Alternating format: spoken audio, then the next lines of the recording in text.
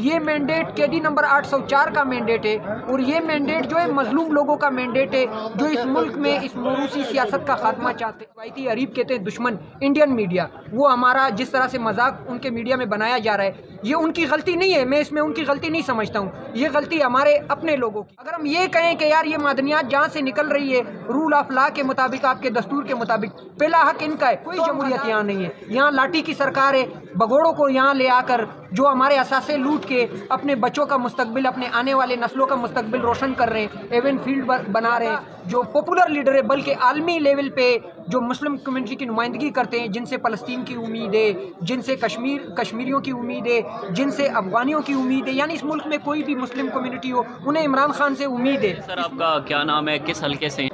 औज़ुबिल्लाहि मिनश्शैतानिर्रजीम, बिस्मिल्लाहिर्रहमानिर्रहीम। सदाम तरीन एने 253 का उम्मीदवार, बलूचिस्तान का हल्का है ये सिब्बी डिवीज़न, जिसमें 5 डिस्ट्रिक्ट के सिब्बी, अरनाई, ज़ियारत, कोलू, डेरा बुक्टी। इसमें कुल टोटल 406 पोलिंग्स है। इन पोलिंग पे पोलिंग होनी थी, लेकिन अफसोस का मकाम है कि जिन पोलिंग को सेंसिटिव पोलिंग फॉर्म 28 में इलेक्शन कमीशन बता चुकी है, ये मैं अपना नहीं बता रहा हूँ, अपना माइंड आपको नहीं बता रहा हूँ, जो इलेक्शन कमीशन ने क्लियर किया है वो बता रहा हूँ। उन 46 पोलिंग में जिस कैंडिडेट को इन्होंने विनर बनाया है, मियाँ खान भुट्टी, उन्हें सिर्फ और सिर्फ 46 पोलिंग पर 49,000 वोट इन्होंने डाले हैं। वहाँ कुल टोटल वोट जो है उसकी टर्न आउट अगर आप चेक कर ले, रेशो निकाल ले, तो 90%, 95%, 98%, 85%। सिक्योर और आसान पोलिंग स्टेशन जो होते हैं वहाँ भी टर्न आउट इतना नहीं होता है जितना बलूचिस्तान के सेंसिटिव पोलिंग में इन्होंने टर्न आउट दिखाया गया है। मेरे कहने का मकसद ये है कि ये सब कुछ धांधली की गई है और ये धांधली जो है ये मियाँ खान के बस की बात नहीं थी। हम इलेक्शन कमीशन में भी अपने वर्कर्स को बता रहे थे कि हमारा मुकाबला इस मुल्क में किसी सियासी जमात के साथ नहीं है, हमारा मुकाबला जो है वो स्टेटस को के निज़ाम के साथ है, सरकारी मशीनरी के साथ है। हमारे साथ जो जुल्म किया गया है वो सरकारी मशीनरी की तरफ से किया गया है। बाकायदा वहाँ जो मौजूद ताकतवर अफराद थे, आरओ ऑफिस में बैठे हुए थे 3 दिन लगातार, डीआरओ ऑफिस में बैठे हुए थे, बाकायदा मौके पे वहाँ मैंने वीडियो भी चलाई है, लाइव वीडियो भी चलाई है। जो आरओ डीआरओ थे वो वहाँ मौजूद नहीं थे, जो ताकतवर लोग थे वो वहाँ मौजूद थे। आरओ और डीआरओ को कहीं रख कर प्रेशराइज करके या किसी भी तरीके से या कोई अमाउंट देकर, वो अल्लाह पाक की ज़ात बेहतर जानता है। हमने तो ये भी सुना है कि किसी ताकतवर शख्स को 30 करोड़ रुपए सिर्फ एक शख्स को इस हल्के में धांधली करवाने के लिए दिए गए,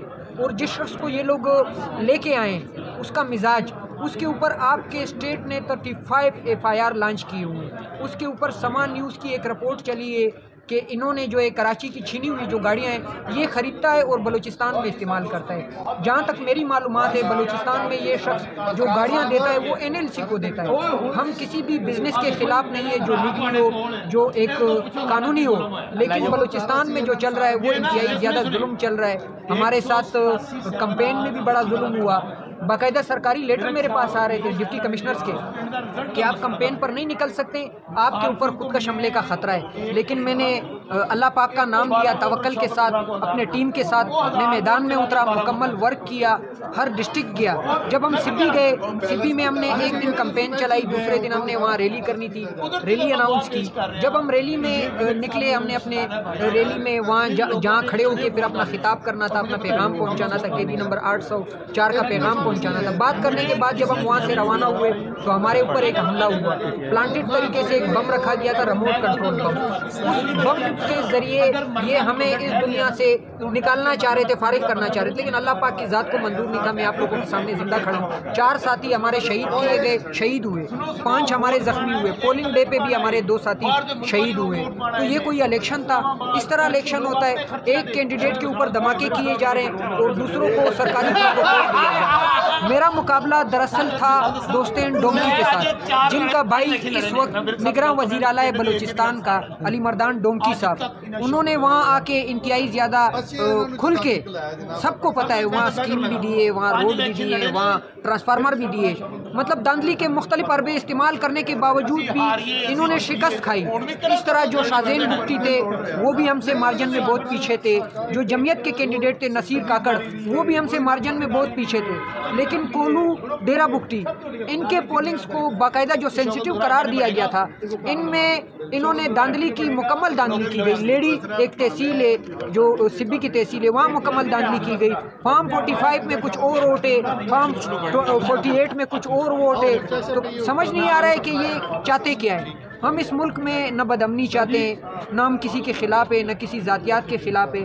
हम रूल ऑफ लॉ के लिए लड़ रहे हैं, हम किसी ज़ात के लिए, किसी मफाद के लिए नहीं लड़ रहे हैं। अगर इस मुल्क में रूल ऑफ लॉ होगा तो इस मुल्क के मुस्तकबिल को फ़ायदा होना है, इस मुल्क में आने वाले नस्लों को फ़ायदा होना है। हम तो इस वक्त भी अपने जान की बाजी के साथ इस मैदान में खड़े हुए हैं। हम अपने मुल्क के तमाम नौजवानों से अपील करते हैं, ख़ुसूसन हम पाकिस्तान तहरीक इंसाफ के तमाम उम्मीदवार जिनके साथ जुल्म किया गया है, जबर किया गया है। देखिए, ये आपका ज़ाती मैंडेट नहीं है, ये मैंडेट केडी नंबर 804 का मैंडेट है। और ये मैंडेट जो है मजलूम लोगों का मैंडेट है, जो इस मुल्क में इस मौरूसी सियासत का खात्मा चाहते हैं, जो इस मुल्क में रूल ऑफ लॉ चाहते हैं, जो इस मुल्क में स्टेटस को निज़ाम का खात्मा चाहते हैं। हकीकी आज़ादी और सच्ची आज़ादी जो है वो घर में बैठ के नहीं मिलनी है, ना व्हाट्सअप ग्रुप से मिलनी है, ना ट्विटर से मिलनी है, ना फेसबुक से मिलनी है, ना टिकटॉक से मिलनी है। इसके लिए हमने सड़कों पे निकलना होगा। हमें अगर तुर्की बनाना पड़ा तुर्की बनाना होगा, जो भी मतलब कुर्बानी हो। अगर मैं एक नौजवान हो के बलूचिस्तान से हज़ारों किलोमीटर दूर चल कर यहाँ आया हूँ इंसाफ के लिए, इस मुल्क में रूल ऑफ लॉ के लिए, तो आप लोग यहाँ बआसानी निकल सकते हैं, अपने घरों में ना बैठे। अगर आप ये समझते हैं जो हम एक बयानिया चला रहे थे कि जुल्म का बदला वोट से, अगर वाकई में जुल्म का बदला वोट से होना था तो हमारे मैंडेट को तस्लीम किया जाता। इस मुल्क में लाठी की सरकार है, इस मुल्क में कोई रूल ऑफ लॉ नहीं है, दस्तूर नहीं है। वो एक मिसाल है कि घी सीधी अंगुली से नहीं निकलता है। हम कोई गालम गलोच भी नहीं चाहते हैं। हम सियासी कारकुन हैं, जमहूरी कारकुन हैं, हमारे पास होता ही यही ऑप्शन है कि हम मुज़ाहिमत करें। हम कोई मुसल्लह जदोजहद नहीं करना चाहते हैं, लेकिन इसके बावजूद कहा जाता है कि बलूचिस्तान वाले गद्दार है। ये भाई, हम इसलिए गद्दार है कि आप हमारे मादनियात को हज़ारों किलोमीटर दूर ले आकर यहाँ इस्तेमाल करें, हमें इस चीज़ से कोई इख्तिलाफ नहीं है। अगर हम ये कहें कि यार ये मादनियात जहाँ से निकल रही है रूल ऑफ लॉ के मुताबिक, आपके दस्तूर के मुताबिक, पहला हक इनका है, तो हम गद्दार है। अगर हम खामोश तमाशाई बने रहें और आप हमें दर पदर इसी तरह ज़िंदगी गुजारने पे मजबूर करते रहें और हम खामोश रहें, फिर तो हम मुहिब वतन हैं। असल गद्दार तो वो है जो इस मुल्क में रूल ऑफ लॉ की हुक्मरानी नहीं चाहते हैं। असल गद्दार तो वो है जो इस मुल्क में अवामी मैंडेट को तस्लीम नहीं करते हैं। एक तरफ से कहा जाता है कि इस्लामी जमहूरी पाकिस्तान, इस्लामी जमहूरी पाकिस्तान, दूसरी तरफ हमारे मुल्क के सबसे बड़े सियासी जमात का निशान छीना जाता है। दूसरी तरफ मुल्क के सबसे ज़्यादा जो पॉपुलर लीडर है, बल्कि आलमी लेवल पे जो मुस्लिम कम्युनिटी की नुमाइंदगी करते हैं, जिनसे फ़लस्तीन की उम्मीद है, जिनसे कश्मीरियों की उम्मीद है, जिनसे अफ़गानियों की उम्मीद है, यानी इस मुल्क में कोई भी मुस्लिम कम्युनिटी हो, उन्हें इमरान खान से उम्मीद है, इस मुल्क के अवाम को उम्मीद है। उस मुल्क उसको उठा के जेल में रखा हुआ है और दूसरी तरफ कहते हैं कि इस्लामी जमहूरिया पाकिस्तान। कोई जमहूरियत यहाँ नहीं है, यहाँ लाठी की सरकार है। भगोड़ों को यहाँ ले आकर जो हमारे असासे लूट के अपने बच्चों का मुस्तकबिल, अपने आने वाले नस्लों का मुस्तकबिल रोशन कर रहे हैं, एवन फील्ड बना रहे हैं, जो असासे बना रहे हैं, वो इस मुल्क के मुहिब वतन है। और जो सीनों पे गोलियां खा रहे हैं, जो इस मुल्क के लिए जेल काट रहे हैं, जो इस मुल्क के लिए अपने फैमिली की कुर्बानी दे चुके हैं, वो गद्दार है। गद्दार नहीं है यार, खुदा को माने। असल मुहिब वतन वही है जो इस मुल्क में रूल ऑफ लॉ चाहते हैं। तो हमारी अपील है कि इस मुल्क में दीगर इससे ज़्यादा खराबियाँ नहीं पैदा करनी चाहिए। हम इस जगह पे पहुंच चुके हैं कि अल जज़ीरा में हमारा मजाक बनाया जा रहा है। हम इस जगह पे पहुंच चुके हैं कि हमारे मुल्क का मजाक BBC में, इंटरनेशनल मीडिया पे बनाया जा रहा है। इस जगह पे हम पहुंच गए हैं जिसे हम रिवायती अरीब कहते हैं, दुश्मन इंडियन मीडिया। वो हमारा जिस तरह से मजाक उनके मीडिया में बनाया जा रहा है, ये उनकी गलती नहीं है, मैं इसमें उनकी गलती नहीं समझता हूँ। ये गलती हमारे अपने लोगों की है। हमें ज़्यादा दुख और तकलीफ सिर्फ और सिर्फ इस वजह से, अगर हमारे साथ कोई इसराइली इंटेलिजेंस इस तरह करती ना, हमें ज़्यादा दुख नहीं होता। वो हमारे दुश्मन है, कोई बात नहीं है, दुश्मन दुश्मन ही करता है। अगर कोई और मुखालिफ मुल्क करता हमें तकलीफ ना होती। यहाँ आप खुद कर रहे हैं यार। कोई डोनाल्ड लू ने यहाँ आके इलेक्शन वाले दिन फॉर्म 45 चेंज नहीं किए। आपके गैरत का अंदाज़ा था उन्हें, इसलिए उन्होंने एक लेटर में जिस अतक आमेज़ लहजे का इस्तेमाल किया है, जिन अल्फाज का इस्तेमाल उस साइफर में किया गया है, उन्हें अंदाज़ा था कि आपका मिजाज यही है और आपकी हैसियत यही है। और हम आपकी हैसियत ये नहीं देखना चाहते। हम ये देखना चाहते हैं कि हमारे मुल्क का परचम दुनिया में सबसे सरबुलंद हो, हमारे मुल्क का नाम दुनिया में सबसे ज़्यादा सरबुलंद हो।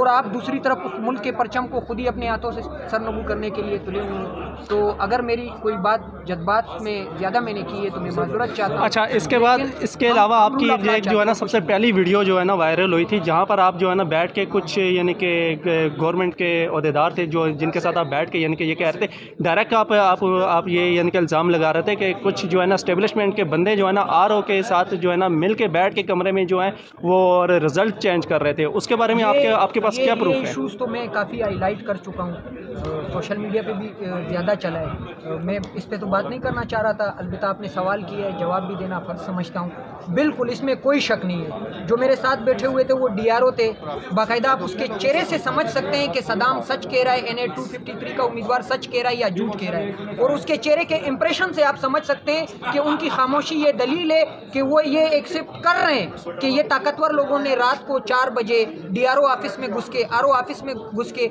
इन्हें भी बेइज्जत किया है। ये अब बता नहीं सकते हैं, मुलाजिम है, ये डरते होंगे, हम तो डरने वाले नहीं है। सियासी कारकुन है, हमारा यकीन जो है अल्लाह पाक की ज़ात पे, ज़मीनी किसी खुदा पे हमारा कोई यकीन नहीं है। जो करना चाहते हैं ये कर ले। बिल्कुल इन्होंने ये किया है, और ये इन्होंने सिर्फ एक हल्के पे नहीं किया है, पूरे मुल्क में हुआ है। ये जो रावलपिंडी के कमिश्नर बता रहे थे वो किसी क्लास टीचर का तो नहीं बता रहे थे, किसी क्लास टीचर की तो ये हैसियत नहीं है कि वो पूरे रावलपिंडी के रिजल्ट को चेंज करे या इस्लामाबाद जैसे दारुल हुकूमत में जीते हुए हमारे 3 हल्कों के रिजल्ट को चेंज करे। ये तो सबको पता है कि कौन कर रहा है और कहाँ से हो रहा है। आपने जो है ना बलूचिस्तान में बहुत बड़ी बड़ी जो है ना रैलियाँ भी निकाली हैं, सारा कुछ एहतजाज भी करके देख लिया, इलेक्शन कमीशन में भी पेश हो गए। अब आपको क्या उम्मीद है, उम्मीद कुछ बाकी है कि आपकी जो सीट पे जो है ना कब्जा किया गया वो सीट आप तक वापस आ जाएगी? उम्मीद सिर्फ एक अल्लाह पाक के ज़ात से। इस मुल्क में इस वक्त जिस तरह निज़ाम को चलाया जा रहा है और जिस तरह इदारों को हाईजैक करके रखा हुआ है, जिस तरह रूल ऑफ लॉ का मजाक उड़ाया जा रहा है, तो कोई इंसाफ की उम्मीद नहीं है। हम सिर्फ सियासी कारकुन हैं, हम कोई मुसल्लह जदोजहद नहीं कर सकते। हमारा यही काम है कि हम सड़कों पे निकले, हम अपनी आवाज़ सोशल मीडिया के ज़रिए या कोई कानूनी फोरम हमारे पास हो। मैं इलेक्शन कमीशन की सिर्फ एक छोटी सी मिसाल देना चाहता हूँ। ये इस तरह है कि कोई डाकू चोरी करे और उस डाकू के पास आप जाएं कि यार आपने चोरी की है, लिहाजा आप ये कबूल करते हैं या नहीं करते हैं। तो ये सब कुछ हमारे साथ जिस चैनल के ज़रिए किया गया वो यही इलेक्शन कमीशन, यही RO और DRO हैं, इनके अलावा तो किसी और ने नहीं किया। तो इनसे क्या उम्मीद होगी?